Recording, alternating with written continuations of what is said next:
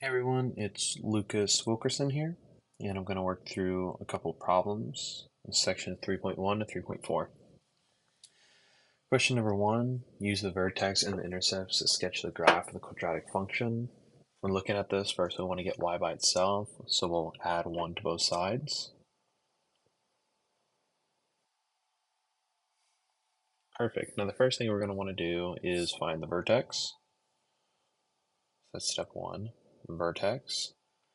And to do that, we'll take what's the opposite inside the parentheses and the same on the outside. So it would give us, instead of -3, +3, comma, 1. And that vertex is also a minimum. Then for step number 2, we want the x-intercepts. And to do that, when you want the x, you set the y equal to 0.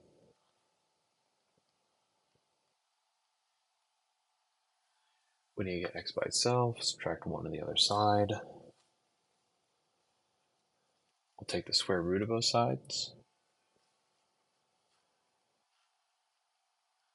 But you'll notice we have the square root of -1, so we're going to have no real solutions. If you're to take the square root of a negative, you can make it an I, but that's not a real solution.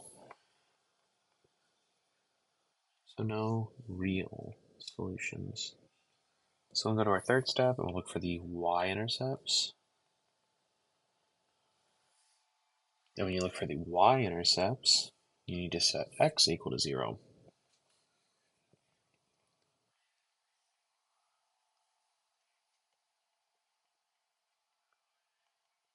Solving for that, we get y equals 10.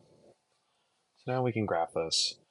If we have the vertex at 3, comma 1, that's right about here. We have an x-intercept at 10. So we can see we're going to have something like this. And we can sketch the other side roughly like that. That's what our graph would look like. Going down to question number 4, we have a fun old word problem. Word problem says, the cost in millions of dollars for a company to manufacture X thousand automobiles is given by the function c of x equals 4x squared minus 40x plus 225. Find the number of automobiles that must be produced to minimize the cost. So, here they give us the variable and some information. Find the number of automobiles. Find the number of automobiles just means like find x. They already gave us that information. And to do that, since we just have a regular quadratic formula, what we're going to do is the negative b over 2a, which is negative 40, 2 times 4 equals 40 over 8, which is equal to 5. So we have 5,000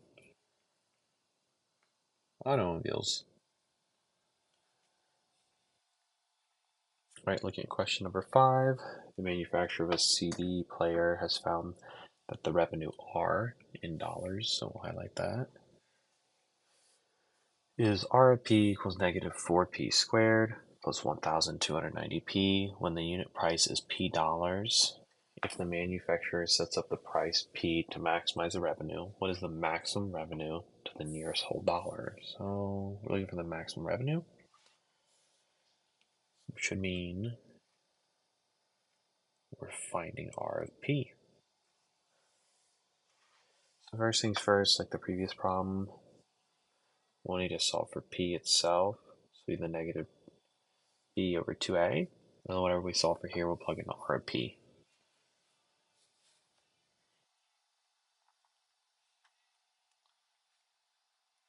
Punch this in your calculators and you'll get this number. Then for the second part, we're just going to plug it in for R of P up here. That would be R of 161.25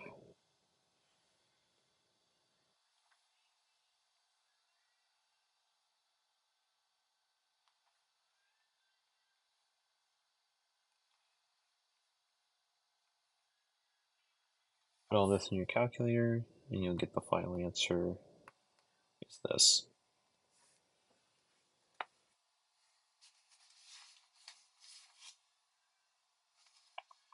On the next section, use the leading coefficient test to determine the end behavior of a polynomial. So if we're going to use the leading coefficient test, it's going to help to reorganize our f of x in terms of, well, you guessed it, the leading coefficient. So the biggest coefficient would actually be this x to the fifth. Then we have the 4x cubed. And I guess we just have another 2x cubed.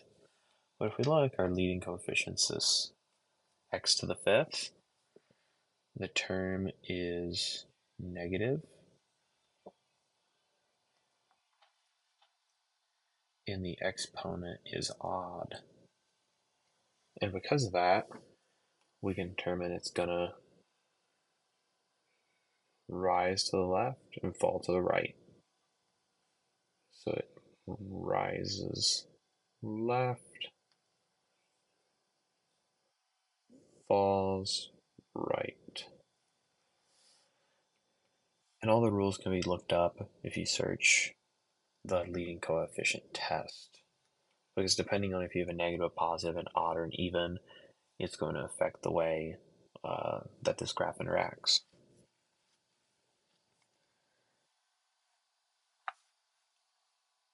Looking at question number 4, it says find the x-intercepts of the polynomial function. State whether the graph crosses the x-axis or touches the x-axis, and whether it turns around at each intercept.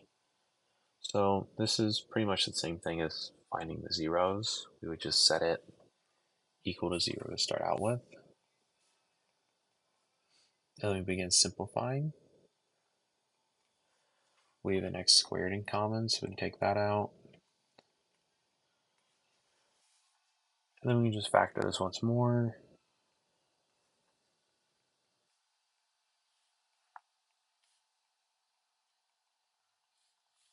And then we can solve for each little piece. So here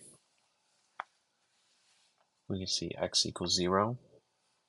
And since it's being squared, we would say it has a multiplicity of 2. And when you have a multiplicity of 2, we have a touch plus turn. That's just describing how the polynomial interacts when it's graphed. Here we have x equals negative 11. It's not being squared or anything, so we use a multiplicity of 1. When you have an odd multiplicity, it crosses. So odd multiplicity crosses, even, touches, and turns. Here we have something similar, but x is positive 11. We have the multiplicity of 1, which means it crosses.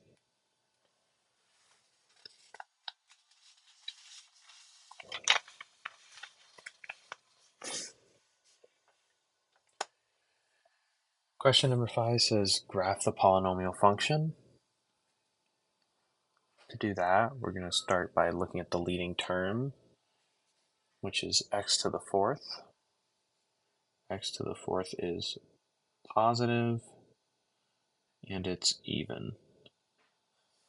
So using the leading coefficient test, we can determine that it's rising on the left and rises on the right. Rises left, rises right. Next, we'll look for the x-intercepts. So this is like step 1. Now we're going to step 2. Find the x-intercepts, we need to plug 0 in for y.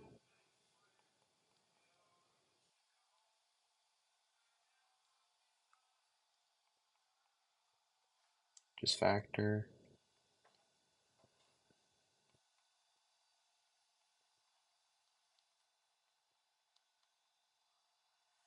And we'll do the same thing as earlier. See that x equals 0 here. It has a multiplicity of 2, and when we have an even multiplicity, we touch and turn. Here, x equals 2. but the multiplicity is 1, so it crosses.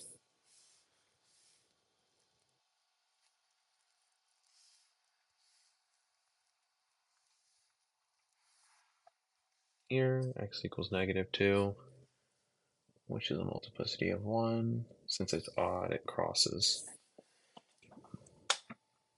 So what this would look like is we can plot our x-intercepts. We have -2, 0, and 2. We said it rises on the left and it rises on the right.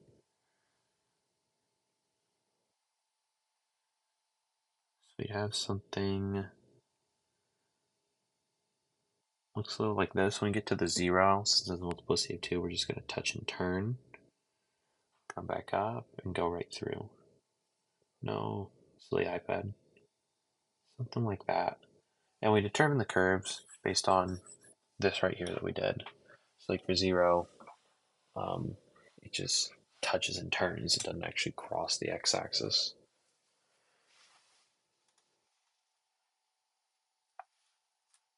Going on to the next section.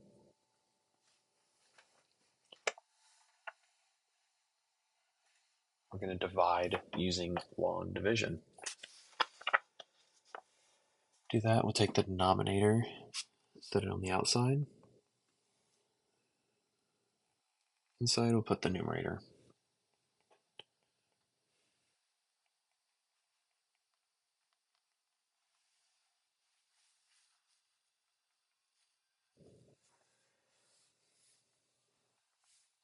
We're going to look at our leading coefficient.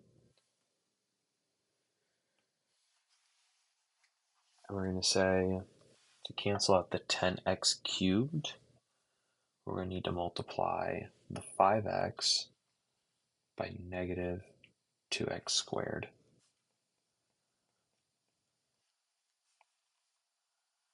And when we multiply it by -2x squared, we also have to do this to the 3, and we'll be left with 6x squared.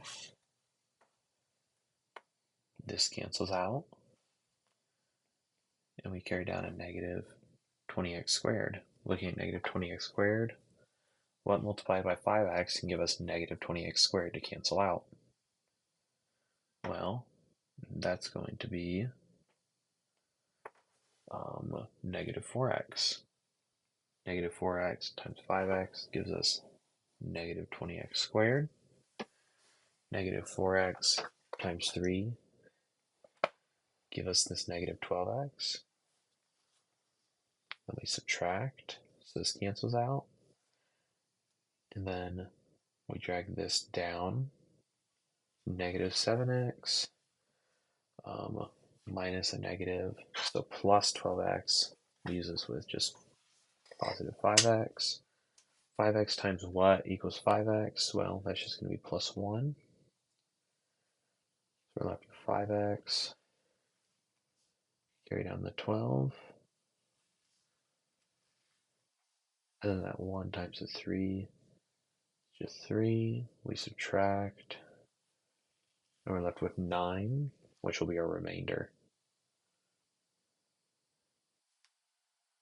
So if we were going to write out what this looks like, we would take what we got up here in our numerator, and we'd have -2x squared minus 4x plus 1 plus 9 over 5x plus 3. Now for question number 2, we're going to use synthetic division, similar to long division, but just a different method. So when we set this up, we are going to look at what our highest leading variable is. We're going to make a chart descending from there. So I'll draw this in blue so it's a little easier to see what's going on. This is just to help us know where to place things. X to the 5th, x to the 4th, x to the 3rd, x to the 2nd, x, and then c for just the constant. And then what we're going to do is we're going to look at the numerator and we're going to match these up. So we see we have an x to the 5th, but it's being multiplied by just 1. So the 1, there's no x to the 4th, so 0. X to the 3rd, there's one of those. X to the 2nd, there's nothing. just look at the numerator. X, there's nothing, and for the constant, we have 2. Then what we're going to do is we're going to look at this x minus 2, and we're going to take the constant, we're going to set it up like this. Then we'll create this bar, which we'll be adding from. And the first thing you want to do is take your first term and carry it down. Once you've done this, you're going to look at what your constant term is here and multiply it by whatever was carried down, and then bring it up here to be added. So this works is we take that 2 times 1 is 2, and we write it here, and then we add. 0 plus 2 is 2. Then again, now we have to repeat the process, take this 2 and multiply, and we get 4. Then 1 plus 4 is 5. Then we do the 2 times the 5, we get 10.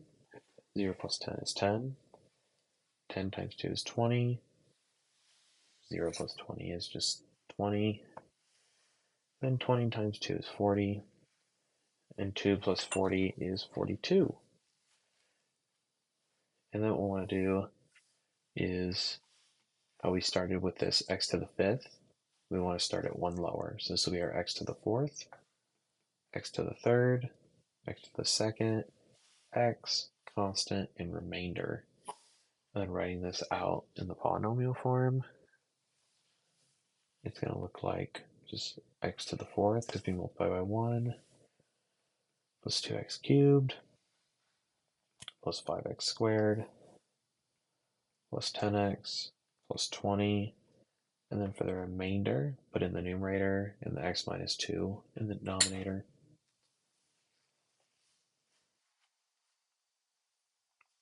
And going to our next question, section 3.4.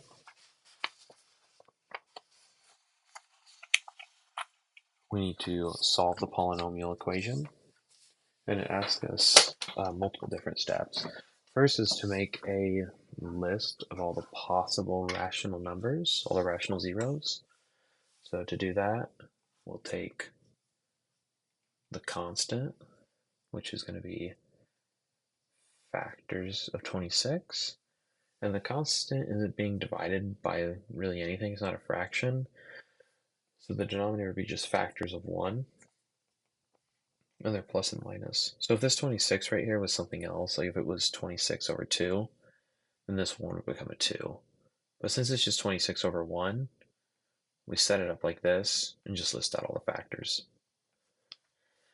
If you just use your calculator and start dividing 26 by a bunch of numbers, you can list these out pretty quick. The numerator, I mean, it's just 1, so it's just 1.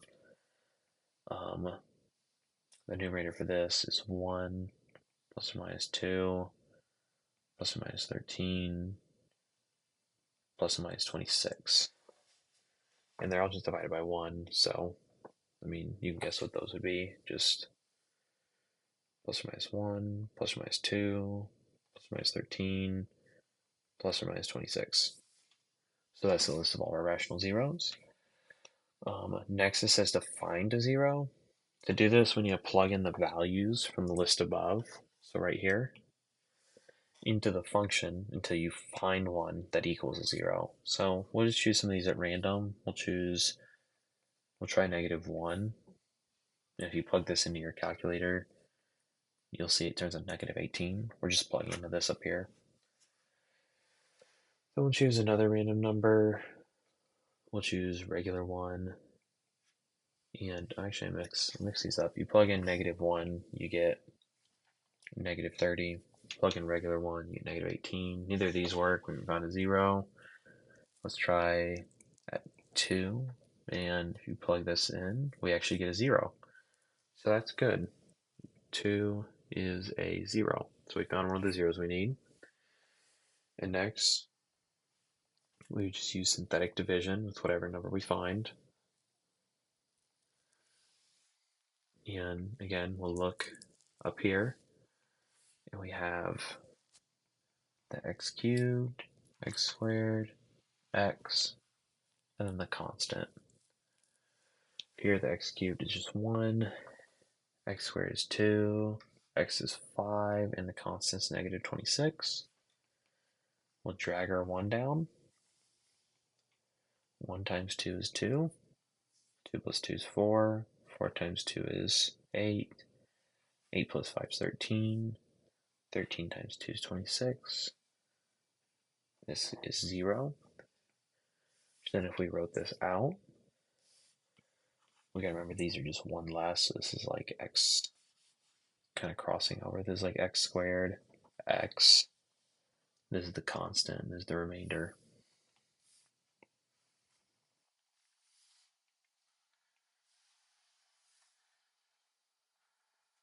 That looks like is just x squared plus 4x plus 13 all equals to 0.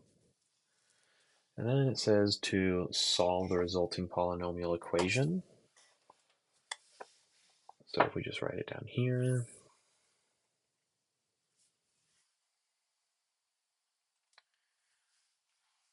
and then quickest way to solve this one is just plugging into the quadratic formula. Recognize that this is a, b, and c. Plug in the quadratic formula, we get -4 plus or minus the square root of 4 squared minus 4 times 1 times 13 all over 2 times 1.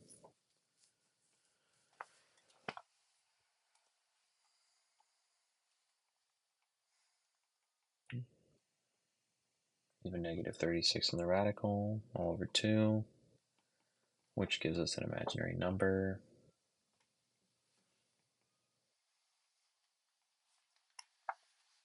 Which can be simplified to -2 plus or minus 3i.